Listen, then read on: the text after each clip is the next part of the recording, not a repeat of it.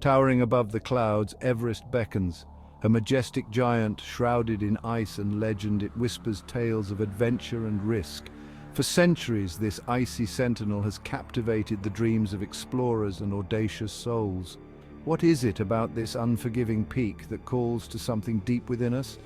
Is it the sheer magnitude of its presence, the stark beauty of its icy slopes, or the ultimate test it presents? Everest is not merely a mountain, it's a symbol. It embodies the raw power of nature, a testament to the limits of human endurance. The air thins with every upward step, the temperature plummets, and the mountain throws every challenge imaginable at those daring enough to ascend.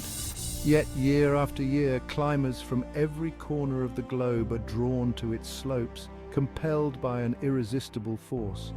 Perhaps it's the allure of the unknown, the desire to stand where few have stood before.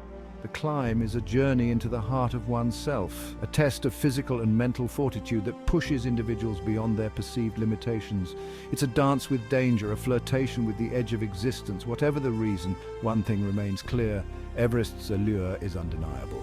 It is a siren song of adventure, a challenge issued to the very core of human ambition. But the mountain holds no prejudice, shows no mercy. It stands as a stark reminder that nature's embrace can be both beautiful and brutal. The ascent is a symphony of pain and perseverance. Each step forward is a victory against the relentless pull of gravity, the biting wind and the plummeting temperatures. The air grows thin, demanding more from straining lungs with every labored breath. Muscles scream in protest, pushed beyond their limits, but the physical challenges are merely one facet of Everest's Caoyan. The mountain is a master of psychological warfare, preying on doubts and amplifying fears. Isolation seeps into the mind as the world shrinks to the next step, the next handhold. The vastness of the mountain can make even the most seasoned climber feel small, insignificant. The climber's mettle is tested at every turn. They battle fatigue, altitude sickness, and the ever-present threat of hypothermia. The mountain throws sudden storms, avalanches, and treacherous crevasses in their path. And yet they press on, driven by an unwavering spirit and a singular goal: the summit. This journey is not for the faint of heart. It demands unwavering commitment, a deep well of resilience, and an almost irrational belief in oneself. It is a testament to the power of the human spirit, the ability to endure and overcome, even in the face of unimaginable adversity. Everest is unforgiving, demands respect, and it exacts a heavy toll on those who dare to tread upon its slopes. The mountain is a graveyard of dreams, littered with the stories of those who ventured into its icy embrace and never returned. The inherent dangers of the mountain are ever present. Sudden storms can whip up in an instant, burying climbers in blinding snow and plunging temperatures. Avalanches roar down the slopes with terrifying force, capable of sweeping away even the most experienced teams.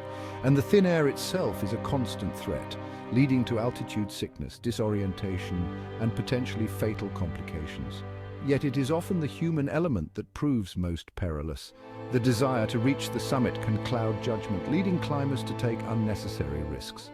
The pressure to succeed, both internal and external, can push individuals beyond their limits with tragic consequences.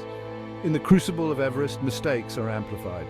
A misplaced step, a moment of hesitation, a lapse in judgment, any one of these can have dire consequences. The margin for error is razor thin, and the mountain offers no second chances. Everest's history is etched with tales of extraordinary courage and unimaginable loss.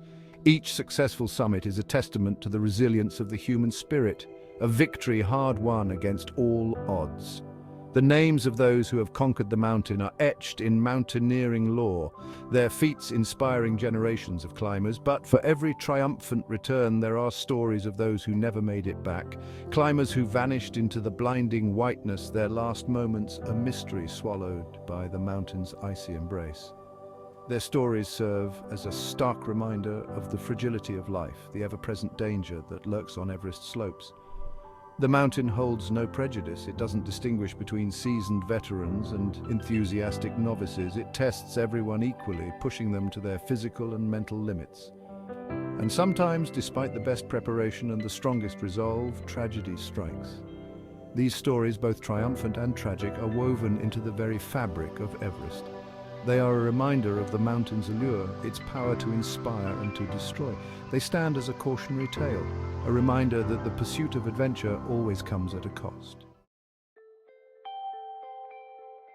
Why then, despite the risks, do climbers continue to flock to Everest's slopes? What compels them to test themselves against this formidable adversary, knowing full well the potential consequences? The answer perhaps lies in the very nature of the challenge itself. Everest represents the ultimate test of human endurance, a chance to push beyond perceived limitations and stare into the face of one's own mortality. It is a journey into the unknown, a physical and psychological battle against the elements and oneself. The allure lies in the journey itself, in the pursuit of a goal that seems both impossible and irresistible. For some, it's the desire to stand on the roof of the world, to experience the unparalleled sense of accomplishment that comes with conquering the highest point on Earth. For others, it's the chance to test their own limits, to discover what they are truly capable of when pushed to the brink. And perhaps for some, it's simply the call of the wild, the irresistible pull of adventure that has captivated humankind since the dawn of time. Whatever the reason, the allure of Everest endures, drawing adventurers from all walks of life to its challenging slopes. In the end, the question of why we climb is a deeply personal one.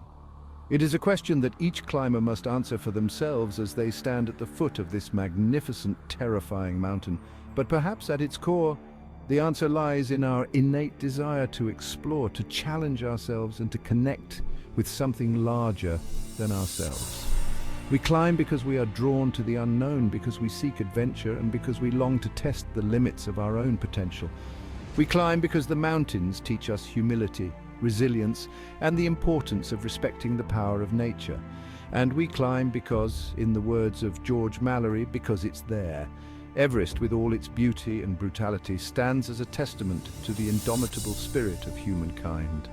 It is a reminder that even in the face of unimaginable challenges, we are capable of extraordinary things.